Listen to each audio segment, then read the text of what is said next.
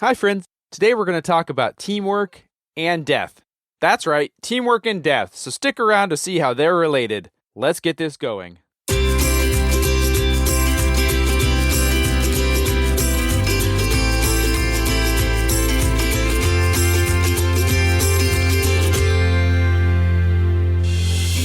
You're listening to The Trust, the podcast of the SDDC Unit Ministry team.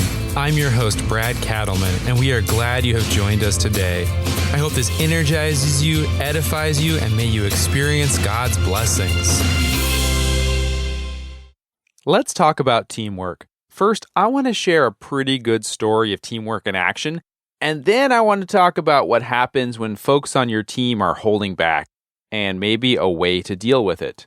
So, let's look at teamwork in action. Imagine the scene. It's in the early 30s. Wait. Not those 30s.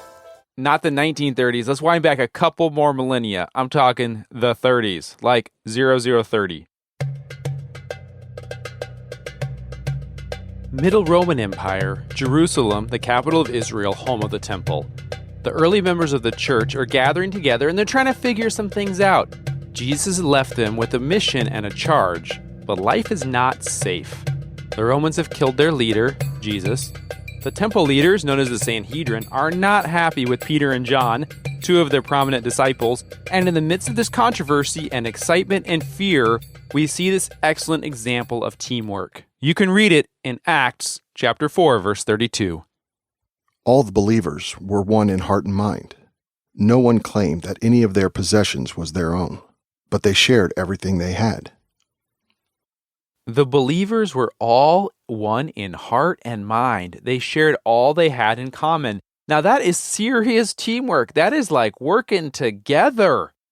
But how did they get to this? What is it that creates that kind of teamwork where they share all they have in common? Well, they had a common mission, a common purpose, a unifying cause, and everyone was on board. You know, they had to disagree about some stuff. Life was certainly not perfect for this group, but they were able to work together as a team because they had that singular mission. So how do you foster good teamwork? Unify the people around you to a single purpose. Well, what about teamwork gone badly? We're going to look at that right after a word from our sponsors. Hi, John, friend of the show and social media magnate. Hi, Brad. How are you today? I'm great. I'm curious, what's your plan the rest of the day? A public affairs specialist never stops. Okay, what's your plan this weekend? I've got my daughter this weekend, and we're going to have some daddy-daughter fun. Okay, what's your 6-month plan? Okay, what's your year-long plan? Okay, what's your campaign plan?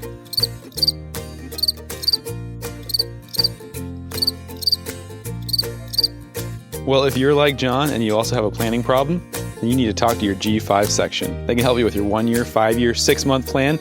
They can help you with contingency plans, operation plans, even campaign plans. And if you use the offer code TRUST, they can offer you a steep discount when you sign up for the 1-year plan. That's TRUST. Talk to your planners in the G5. So good teamwork is created by having a unified purpose. What's bad teamwork look like? We don't have to look much further than the story we talked about before. Just a little bit later in the book of Acts, Ananias and Sapphira are a married couple, and they sell a piece of land, and they just don't get on board with the whole team. Let's look at Acts chapter 5, verse 1. Now a man named Ananias, together with his wife Sapphira, also sold a piece of property. With his wife's full knowledge, he kept back part of the money for himself, but brought the rest and put it at the apostles' feet. Unlike all the other early believers, they sell the land, but they keep a portion of the proceeds for themselves. Unlike everyone else on that team of believers, they held back. And you know what happens to them? He fell down and died. So there you have it. Teamwork or death. I'm kidding. Sort of. But I think we all know that if you want to accomplish a mission and you have a group of people together, it can be really hard to have people on your team who are holding out a little for themselves, who aren't sold on the mission, and who are passive-aggressively working against that collective goal. So what do you do with those folks? Well, we can look at what Peter does. He confronts Ananias. He doesn't just ignore it and let the rest of the team suffer. He has the courage and he confronts them. And then they die. So obviously I'm not advocating that people on your team who aren't on board with a mission should die, but it is an allegory to how we should handle that kind of situation. When Peter confronts them, they are no longer on the team. And as hard as that sounds, sometimes we have to ask people who aren't on board with a mission to get off the team. Sometimes the hardest part of leading a team is asking someone to not be on the team.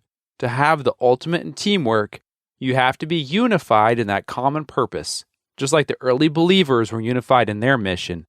And if you have folks who aren't on board with a mission, and no matter how you sell it, they just won't buy in, maybe they just need to be somewhere else.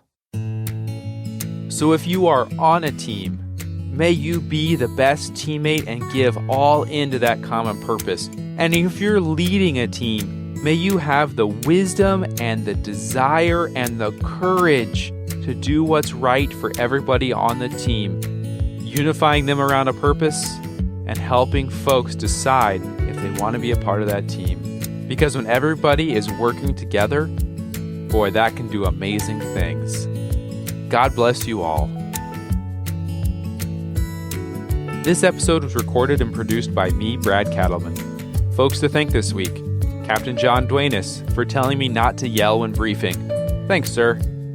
Big thanks to the IG team, especially Dave, for helping us stay on azimuth. Thank you to the recently retired Lieutenant Colonel Stacy Flippin, our SJA. Thanks, ma'am.